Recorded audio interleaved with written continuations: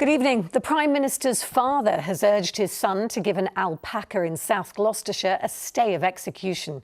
The government says Geronimo must be culled after testing positive for bovine TB twice, which is a risk to cattle. But his owner has continued to dispute the accuracy of the tests. Well, our reporter Sally Challoner is at the farm where Geronimo lives. Sally. Hi there, yes, it's a lovely evening here in South Gloucestershire. Geronimo is actually over there in that field. You might not be able to see him, but we can get a better view of him from our top shot.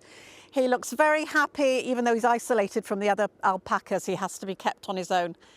As you know, he's due to be killed in around 4 weeks' time, but Helen, the farmer and her friends and family aren't going to let this story end without a fight. He doesn't know it, but Geronimo here is hitting headlines right across the world. His life is at stake, and some of his supporters are camping out here to protect it. Were it going to be like hopefully all day, every day, different people, and then hopefully somebody will be here when DEFRA turns up. What would you do if you were here when he Just make it awkward for him, really. Geronimo tested positive for bovine TB 4 years ago. The farmer believes it was a false positive and has been fighting ever since to improve testing. The British Alpaca Society will pay and facilitate a study, and DEFRA are ignoring us. George Eustace won't reply to any of their letters. He hasn't replied to any of mine in 3 years, all my legal teams. So this total blanket on learning and developing science for better testing for all of our species, it just seems a bit short-sighted. I mean, we're still in the 1970s here.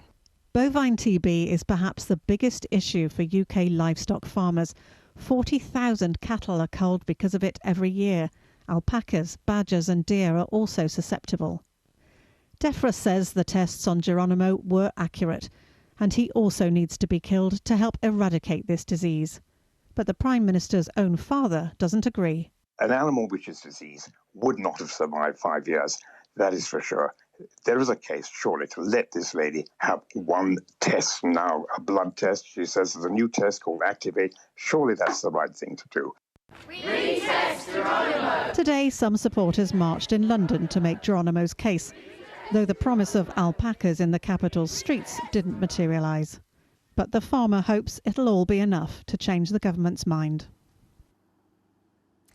Of course, it's very difficult politically for DEFRA. As I said in my piece, 40,000 cattle are culled every year because of TB.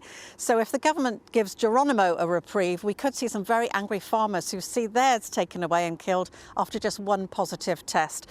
DEFRA has given 4 weeks' notice, so they could come here any time. Helen and her friends say they are ready for when they do arrive. Back to you. OK, Sally, thank you very much for bringing us up to date on that.